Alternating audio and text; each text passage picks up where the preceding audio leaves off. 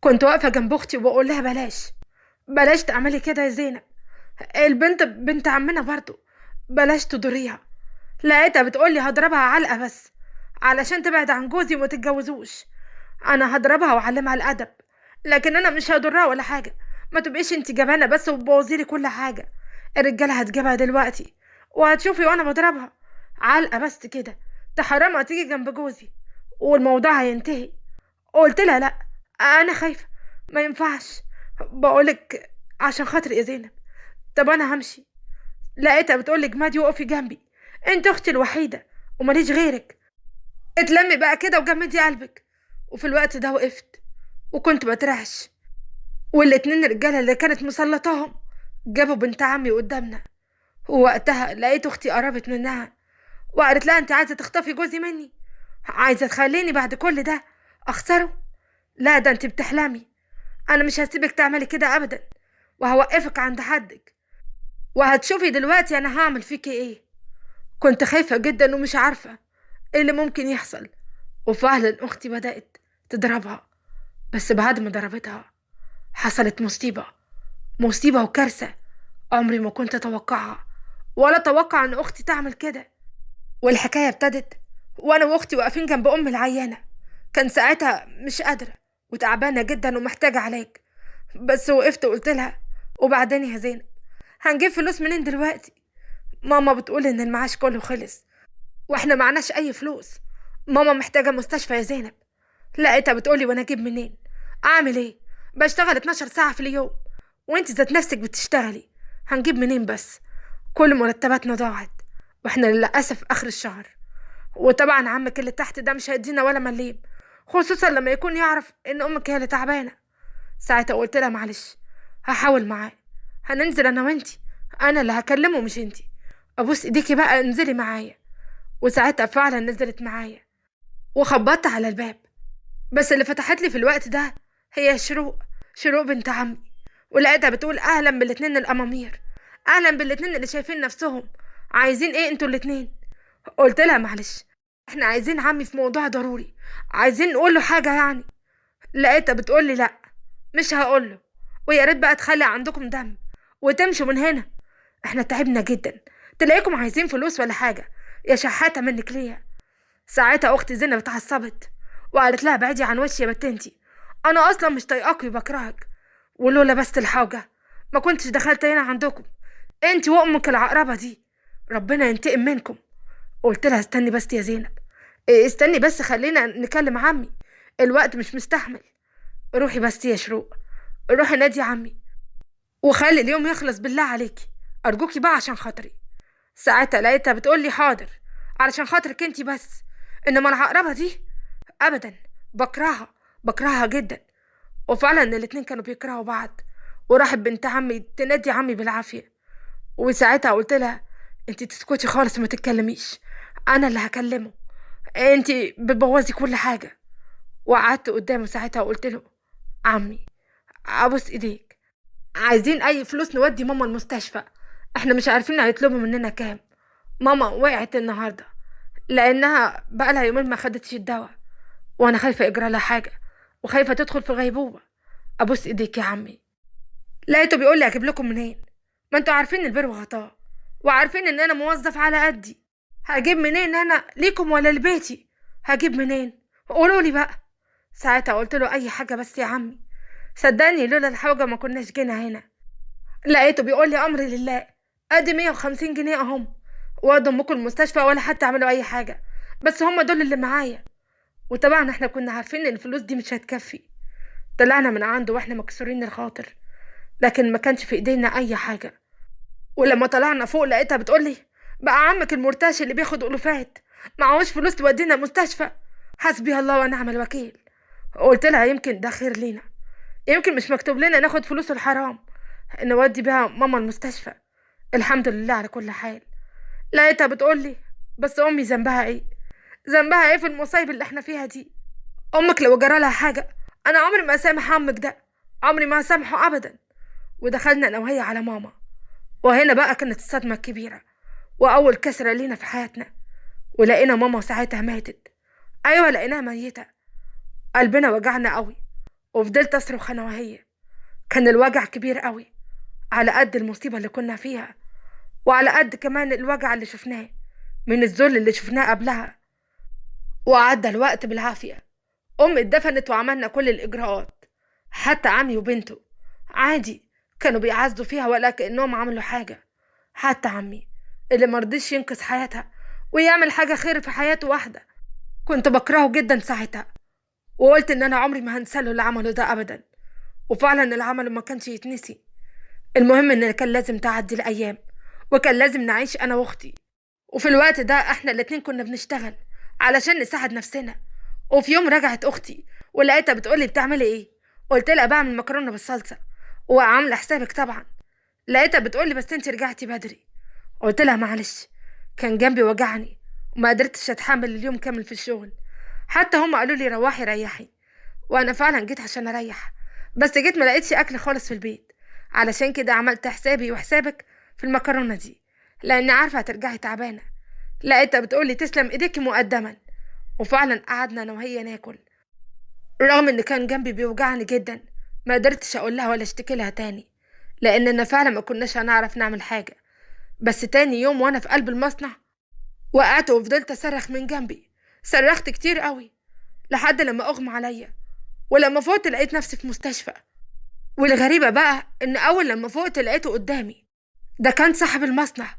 ايوه صاحب المصنع بنفسه كان واقف قدامي. ولقيته بيقول لي الف سلامه عليكي، كويس ان انتي بخير. انتي اتعملك عمليه ازاي ده؟ والحمد لله انتي دلوقتي كويسه. قلت له الحمد لله، بس انا هجيب مصاريف المستشفى الفخمه دي منين؟ انا معيش ولا مليم، معيش اي حاجه خالص. لقيته بيقول لي ما تقلقيش من حاجه، انا هدفع تكاليف العمليه كلها، واي مصاريف ليكي هنا في المستشفى انا هدفعها.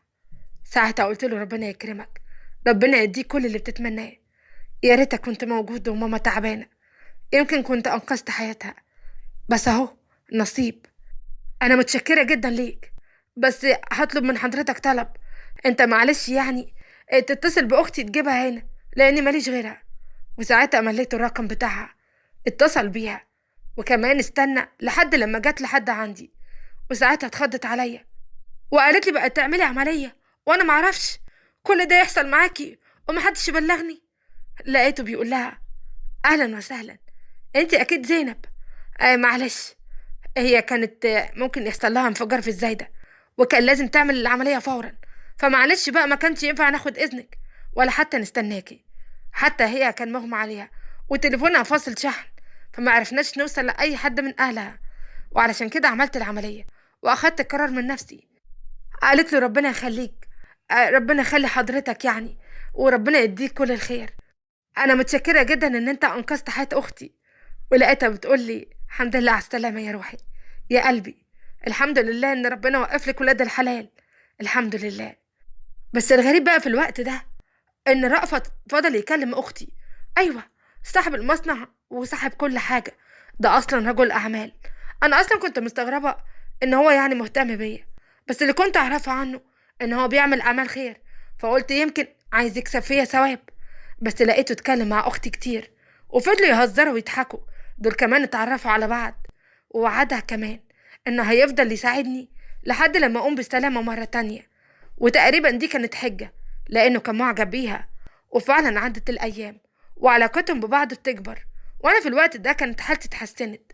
بس هو كان كل مرة يمد في الاجازة بتاعتي علشان ما ارجعش المصنع تاني. لحد لما اختي فاجأتني في يوم وقالت ان هو عايز يتقدم لها. وساعتها قلت لها رأفت صاحب المصنع والشركات والكلام ده عايز يتقدم لك انت يا زينب؟ قالت لي اه. وما يعملش كده ليه؟ ده بيموت فيا وبيحبني، وانا كمان بموت فيه وبحبه، وهتجوزه يعني هتجوزه. ساعتها قلت لها يا ريت، ده انا اتمنى لك كل الخير يا بت، ونفسي كمان ربنا يكرمك. وفي الوقت ده كان لازم عمي يحضر علشان رأفت يتكلم معاه ويتفق معاه على كل حاجة، على أساس يعني إن هو كبرنا. بس للأسف عمي كان عمال يأجل الموضوع، وكل مرة يقول حجة شكل. ما كانش عايز يقعد معاه لأنه عريس لقطة، ولأن أختي هتتجوز قبل بنته. المهم إن هو قعد يماطل لحد لما في يوم قلنا لعمي إن إحنا عايزينه ضروري في موضوع يعني عندنا في الشقة، وفاجئناه بالأمر الواقع. وطبعا هو كان متضايق إن العريس غني جدا ومعاه فلوس، وما كانش عايز العريس ده لاختي، ورغم كده الجوازه تمت غصب عنه، مجرد بس ان هو وافق. وبعدين راحت اختي اتجوزت. ايوه اتجوزت وخدتني معاها، وعشنا في الفيلا بتاعت جوزها، وكأن الدنيا بتضحك لنا من اول وجديد. بصراحه لاني كنت واخده عليه، رغم انه كان بيه وكده، بس كنت فرحانه قوي ان هو جوز اختي. وعدت الايام واختي مبسوطه في حياتها، وانا مبسوطه اكتر منها بالعيشه اللي كنت فيها، وكمان اوضتي. وفرحانه كمان ان انا خلصت من الشقه والتعب والشغل كمان، وبقت كل حاجه جاهزه عندي. ودي كانت اكتر حاجه مخلياني مبسوطه. ولسه كان في بقى اجمل حاجه ما خطرتش ابدا على بالي انها تحصل. وده لما في يوم كنت في الجنينه بتاعت البيت، وساعتها كنت باخد صور سيلفي علشان انزلهم على انستجرام بتاعي. وفي الوقت ده لقيت واحد واقف ورايا، ولقيته ساعتها طلع في الصوره. وقلت له: ايه يا استاذ، إيه اللي انت بتعمله ده؟ لقيته بيقول لي: الصوره جميله جدا، وانت زي القمر. بصراحه عجبني جدا الصوره، وعلشان كده دخلت وقفت جنبك. قال: بصحيح انت مين؟ انا اول مره اشوفك. ساعتها قلت له: انت اللي مين؟ انت اللي داخل من بره، وانا اللي اول مره اشوفك. ممكن تقولي انت مين؟ لقيته بيقول لي: يا ستي انا صاحب البيت ده كله، يعتبر كده وارث فيه. اصل انا زين عثمان الموافي، ولا انت ما تعرفيش العيله دي؟ قلت له: انت زين اخو رأفت؟ اهلا وسهلا، ده هو حكى لنا عليك كتير. انا بقى ابقى اخت مراته. ايوه، مش رأفت اتجوز قريب؟ انا بقى ابقى اختها. هو انت بقى ما حضرتش الفرح ليه؟ ما جيتش ليه يعني ساعه الجواز؟ لقيته بيقول لي: كنت مسافر بره، واكيد انت عارفه الكلام ده. بس انا مبسوط قوي ان انا اتعرفت عليكي. قال: لا بصحيح انت اسمك ايه؟ قلت له: اسمي شيرين. وفضلنا نتكلم سوا. كان دمه خفيف ووسيم جدا، وكل الصفات الحلوه فيه. وده اللي اكتشفته بعد كده. اصل انا كنت بشوفه كل يوم في البيت، وكنا بنتقرب من بعض اكتر واكتر، لحد لما حبينا بعض. انا حبيته، وهو كمان جه اعترف لي، وبقينا بنعرف بعض. الحياه كانت جميله قوي في الوقت ده، لحد لما في يوم اختي جت نكدت عليا، ولقيتها بتقولي: مصيبه، مصيبه كبيره ومش عارفه اعمل فيها ايه. انا هقتلها واخلص عليها، هقتلها واخلص الناس كلها من شرها. انا بكرهها وانت بتكرهيها، وناس كتير قوي كمان بتكرهها. قلت لها: في ايه بس؟ مالك يا زينب؟ ايه اللي حصل؟ لقيتها بتقولي: شروق، شروق بتعاكس جوزي، وكمان بتتكلم معاه، ده في محادثات ما بينهم، ويمكن كمان يتجوزها. ايوه، البنت لعبت عليه، ويمكن سلمته نفسها، او حتى معرفش اغرته بايه. المشكله ان هو معاها بيكلمها برضه، وانا خايفه يطلقني ويتجوزها. انا مش هسكت لها، هخلص عليها، انت فاهمه؟ قلت لها: اوعي تعملي كده. بس انا بصراحه مش عارفه انت هتتصرفي ازاي. لقيتها بتقولي: مش هسمح لها تخطف جوزي، مش هسيبها. لعبت عليه، ويعلم بينهم ايه؟ انا لازم امحيها من على وش الدنيا. قلت لها: مش هينفع تاذيها، بقولك مش هينفع تودي نفسك في داهيه. امني انت نفسك بس بالفلوس، علشان ما نرجعوش لفقر تاني. لقيتها بتقولي: هأمن نفسي، بس برضه لازم احافظ على جوزي لاني بحبه. وفي الوقت ده قررت انها تاخدني وتضربها علقه وتعلمها الادب. وفعلا لما رحت معاها قلت لها: بلاش، بلاش تعملي كده وسيبيها. وانا كنت خايفه جدا ومرعوبه. وفعلا الناس جابوها، واختي ساعتها بدأت تضرب فيها. بس المشكله انها وقعت، وقعت وبعد كده ما نطقتش. وساعتها قلت لها: ماتت؟ ايوه دي ماتت. هنعمل ايه دلوقتي يا زينب؟ رحنا في داهيه احنا الاتنين. وفعلا الرجاله اللي كانت جايباهم اختي هربوا. وقلت لها: اكيد يا زينب، اكيد الناس دي هتبلغ عننا وهيودونا في داهيه. احنا خلاص ضعنا احنا الاتنين. وعلى الرغم ان احنا سيبنا المكان ورحنا الفيلا ساعتها، ولقيت اختي بتقول لي: اوعي تجيبي سيره، ولا كاننا لينا علاقه باي حاجه. حتى الرجاله اللي كانوا معايا كلموني وقالوا ان ملهمش دعوه، والاتنين اصلا سافروا البلد، وانا بعتلهم فلوس. يعني الموضوع انتهى بالنسبه لنا. احنا بقى نستنى ونشوف هيحصل ايه. وفعلا عدى يوم واتنين وتلاته، ومحدش قبض علينا ولا حد جه جنبنا. ده حتى عدى 10 ايام، وساعتها انا وهي شكينا، لدرجه ان احنا رحنا نسال على عمي ونشوف ايه اللي حصل بالظبط وايه اللي وصل لهم. وطبعا هناك عملنا نفسنا بنسال عادي، بس لقيناه حزين، وكمان كانت مراته لابسه اسود. عزيناه لما عرفنا ان بنته ماتت. ولقيناه بيقولوا انها كانت مع حد في العربيه، راحت معاه مكان فاضي كده وما فيهوش حد. والمشكله ان البنت بان عليها اتضربت، معرفش بقى اختلفت مع مين، بس الضرب ما كانش هو سبب موتها، لان الطبيب الشرعي اثبت انها ماتت بسكتة قلبية. وعلشان كده ما دوروش على اللي ضربها ولا جه جنبها، علشان سبب الموت اصلا مش بسبب حد. ساعتها فرحت قوي انا واختي، وفضلنا نعزيه ونواسي فيه، رغم ان اصلا يعني كان هو مرتشي، وكان فيه كل الصفات الوحشة، وعمره ما نصفنا، وساب امي تموت كمان. المهم ان سبناه ورجعنا على الفيلا واحنا مبسوطين. واللي بسطني اكتر وعايشني في سعادة ان زين اتقدم لي، ودلوقتي احنا مخطوبين، وكمان قربنا نتجوز. وانا سعيدة جدا ومبسوطة بيه، ومبسوطة بحياتي اللي بقيت فيها. اما بقى جوز اختي فحرم تاني يكلم اي واحدة من ساعة ما عارف ان شروق ماتت، ومن ساعتها وهو برضه كويس مع مراته، والحياة فعلا بقت جميلة. طول ما احنا ماشيين في الحياة هنحس ان النصيب غريب، يا اما بيحطنا في مواقف احنا ملناش اي صلة بيها ولا عايزينها، يا اما بيخلينا نجري ورا حاجات احنا لسه مش عارفين هتكون نصيبنا ولا لا. بس طول ما عندنا يقين بالله نعرف ان اللي جاي هو اللي اكيد احسن. لا عجبتكم القصة ما تنسوش تضغطوا لايك وتشتركوا في القناة وتفعلوا زر الجرس عشان يوصلكم اشعار بكل القصص الجديدة. ولو انت بتتابعنا على صفحة الفيسبوك ما تنساش تضغط لايك ومشاركة، وكمان متابعة صفحة الفيسبوك. اشوفكم على خير ان شاء الله.